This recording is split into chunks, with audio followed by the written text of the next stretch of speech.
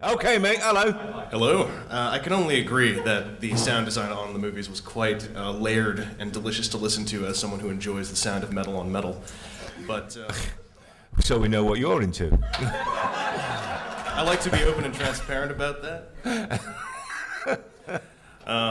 My question for you was when you were working on video games for a property like this, and you're working on a lot of video games for a property like this, how is the experience of basically playing the character in these kind of parallel plot settings for these different platforms of video gaming? Like, is it a ton of work? Do they have you record it all in one session or Usually do it in one session, and because you visually don't get to see the finished product, you're kind of having to imagine what they're describing to you.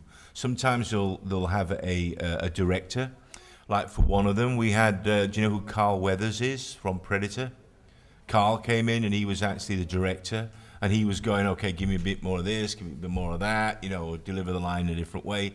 So you kind of have some guidance sometimes, but for the most part, you've got the lines and you just go, they go like, now make some noises, ooh, ah, ah, and do the lines. And that I can do without any technical help at all. I can make those noises without being digitally changed in any way. I was going to ask if you had to do a whole lot of pain Foley. I've heard that that's a kind of entertaining part of when you're doing video games. You have to say many different ways of how you've been struck by missiles. And yes, all of that kind of stuff. They'll have. Usually it's all one session, so you'll go in and you just rattle it out in like a morning or something, you know, and you'll do all the lines and all the noises and an array of oofs and and take that, Decepticon, and all that kind of stuff. So you do all that, you know, they'll give you all these lines to say, and then you'll do them in different ways, and you just have to imagine. It's all about what you can see in your head.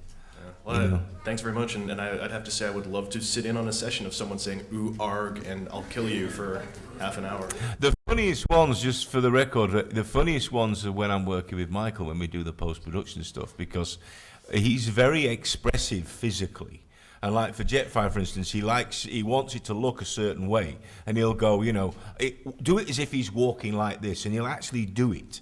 And if you actually see the Revenge of the Fallen special edition CD that comes out, there's actually a bit in it where we're in the studio, and I'm sort of injured. I'm supposed to be injured, so I'm like a bit like this because it helps get into the character.